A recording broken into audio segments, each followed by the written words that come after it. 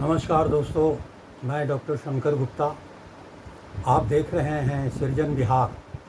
सृजन विहार प्रस्तुत करता है भारत विचार, एक नई सोच की प्रयोगशाला।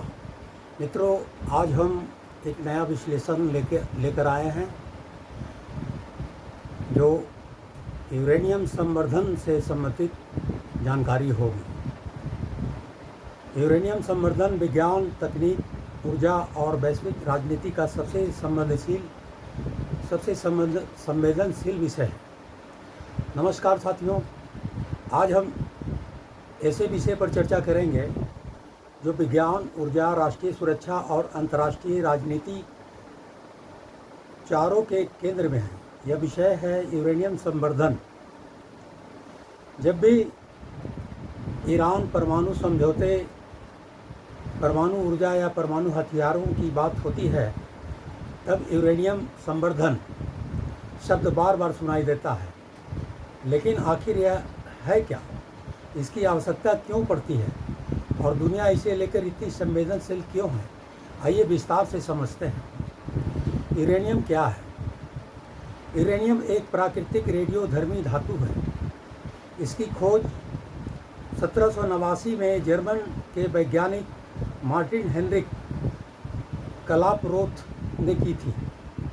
इसका नाम ग्रह यूरेनस के नाम पर रखा गया।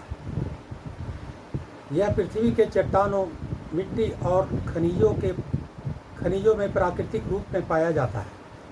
प्रमुख उत्पादक देशों में कजाकिस्तान, कनाडा, ऑस्ट्रेलिया, नामीबिया और उज्बेकिस्तान शामिल है। यूरेनियम के प्रमुख समस्थानिक प्राकृतिक यूरेनियम मुख्य 3 प्रकार का होता है। यूरेनियम 238 U-238 लगभग 99.3% यूरेनियम 235 U-235 लगभग 0.7%, यूरेनियम 2.234 बहुत कम मात्रा में।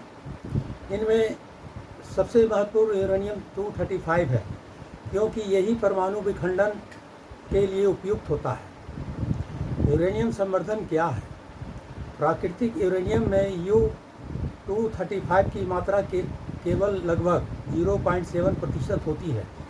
अधिकांश परमाणु रिएक्टरों में ईंधन के रूप में इसका अनुपात बढ़ाकर लगभग 3% से 5% तक किया जाता है। इसी प्रक्रिया को यूरेनियम संवर्धन कहा जाता है। सरल शब्दों में कहें तो यूरेनियम संवर्धन का अर्थ है प्राकृतिक यूरेनियम में उपयोगी U-235 की मात्रा बढ़ाना। संवर्धन कैसे किया जाता है? आज सबसे अधिक उपयोग की जाने वाली तकनीक है गैस सेंट्रीफ्यूज। इस प्रक्रिया में पहले यूरेनियम को गैस यूरेनियम हेक्साफ्लोराइड में बदला जाता है। फिर अत्यधिक गति से घूमने वाली सेंट्रीफ्यूज मशीनों में भेजा जाता है। भारी U-38 बाहर की ओर तथा हल्का U-235 अपेक्षाकृत अंदर की ओर केंद्रित होता है। हजारों सेंट्रीफ्यूज एक साथ काम करते हैं, तब जाकर आवश्यक संवर्धन प्राप्त होता है। यह अत्यंत जटिल, महंगी और तकनीकी रूप से चुनौतीपूर्ण प्रक्रिया है। कितना संवर्धन किस काम आता है?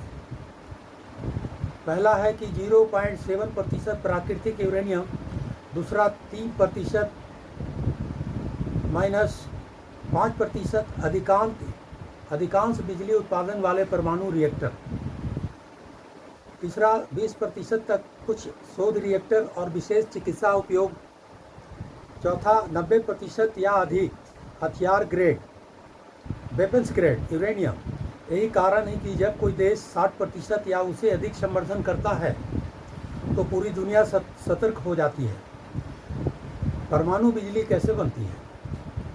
जब U-235 का परमाणु टूटता है तो अत्यधिक ऊर्जा निकलती है, गर्मी उत्पन्न होती है, पानी भाप में बदलता है, भाप टरबाइन घुमाती है, टरबाइन से जनरेटर चलता है और बिजली बनती है। यानी परमाणु ऊर्जा का मूल आधार यही नियंत्रित परमाणु विखंडन है।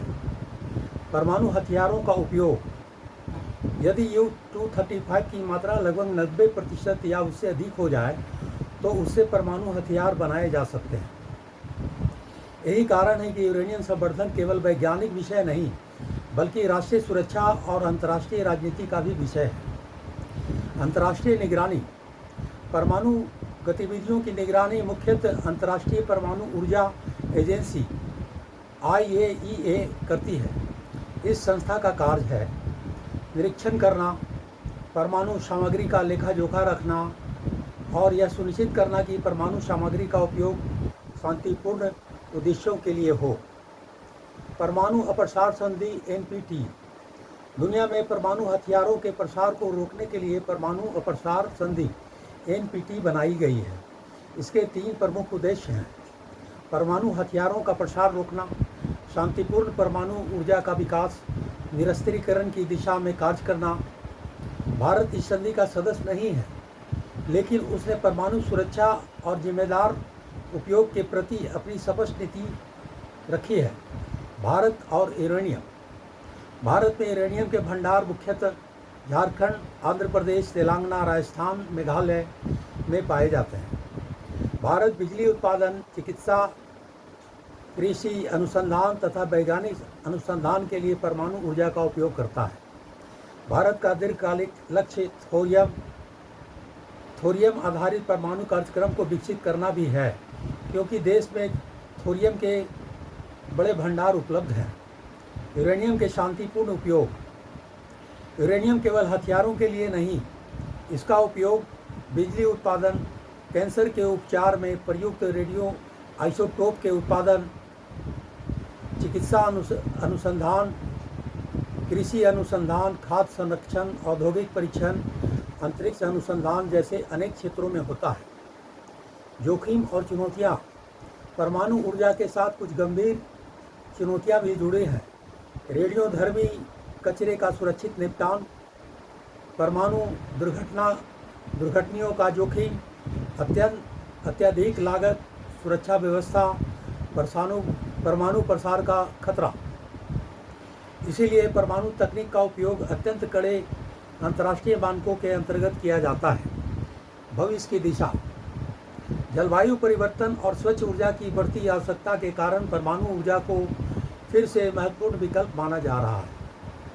छोटे मॉड्यूलर रिएक्टर SMRs, उन्नत रिएक्टर डिजाइन और बेहतर सुरक्षा प्रणालियों पर दुनिया भर में काम हो रहा है। भविष्य की दिशा।